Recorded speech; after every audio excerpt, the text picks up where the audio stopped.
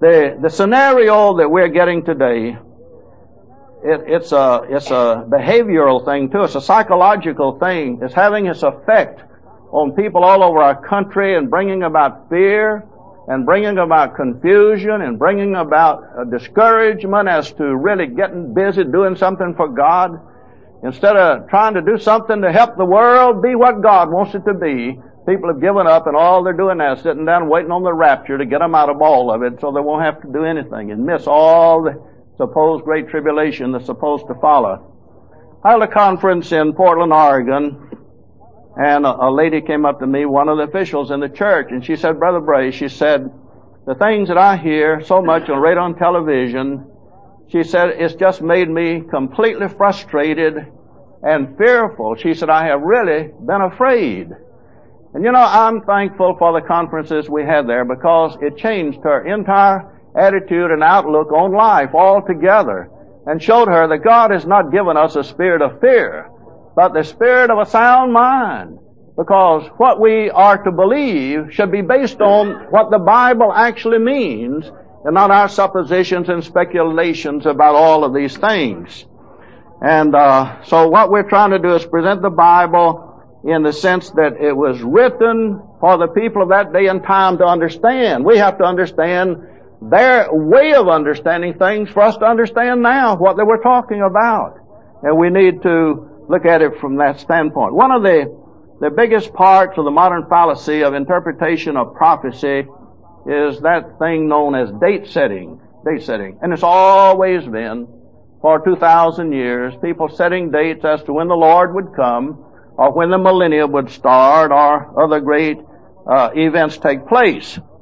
One of the most notable, I guess, was in 1988, when Edgar Whitnett put out his book, 88 Reasons Why the Rapture Will Take Place in 1988. There was another fellow by the name of F.M. Riley and another fellow by the name of Hart Armstrong that joined in, and they were scattering this information all over the world.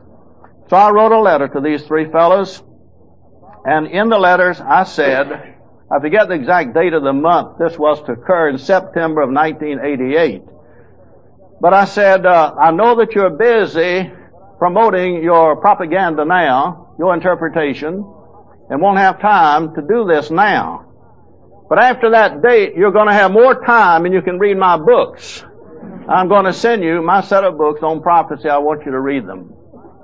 Well, I remember after the day happened, Hart Armstrong wrote me, and he said he gave up now on the idea of date setting. He says, I'm calling the folks now date nuts that want to set dates on these things.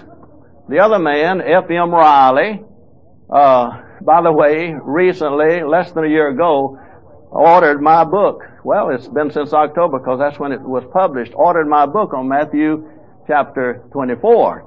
But nevertheless, I couldn't understand how that in April, F.M. Riley was still putting out a publication. I have it, just reading it the other day. Somebody had sent it to me, talking about this last great comet that was up in the air. You know, I forget the name of it. Haley. Okay, you know which one I'm talking about. That what all this would mean in prophetic terms, you know, what the Bible indicates would happen when this takes place. Well, that date is done come and gone. And I feel like writing F.M. Riley another little note and say, please read my book again, and you'll get a little more understanding about what these things are about. But back to Edgar Whitnett, in September of 1995, you see, that's about 7 years later now than when he first gave his first prediction, changed it the next year to another date 1 year later. He said it was 1 year off. Yes, he was. Way more than that, too. But I have a friend in Little Rock, Arkansas. We were going out that way for some meetings, and this friend lives in the same town where Edgar Whitnett lives, and sometimes their friends, they have them over for supper. So what it was done, they worked it out so that my wife and I and Edgar Whitnett and his wife would both be having supper with this friend in the home, and we could talk about these things. Well, we had it all arranged, and one day Edgar Whitnett called me on the phone, and I don't know how long he talked, and he said, by the way, that his publisher of that book back in 1988 made $12 million. I said, well, how come you didn't get any of it? He said, I didn't think I would need it. He said, I'm still paying off $230,000 $230,000 that I owe because of all of that. And we began to talk. We talked about the Battle of Armageddon and how that blood was supposed to be flowing up to the horses' bridles 4.5 feet high for 180 miles. And I said, Edgar, don't you know if you put every person in the world, take every bit of the blood out of every person in all the world and add it all up together, there's not that much blood in the world? That's figurative language. I said, another thing you need to know, Edgar, is that dead people don't flow blood. Once any medical doctor will tell you this, when you're dead, blood stops flowing. This is symbolical language over there, showing something about the bloodshed that would be taking place at a certain time in history. But anyway, I said, I'm looking forward to seeing you. I'm going to bring my recorder with me.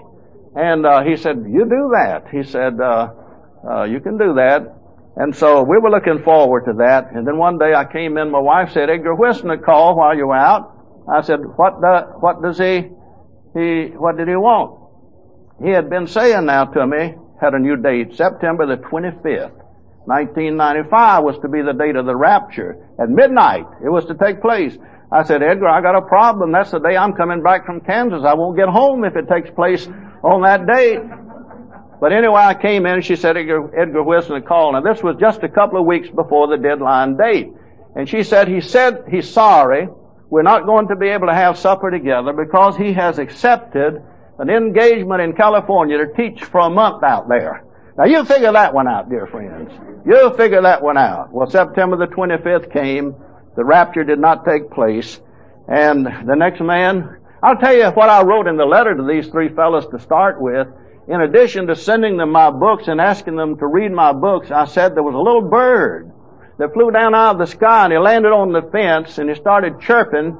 And the good lady of the house started throwing some bologna out, and he jumped down and started eating all this bologna, and he got his little belly full of bologna, and he jumped back up on the fence and started chirping louder than ever before. He was so happy, and a hawk heard him and flew down and gobbled him up.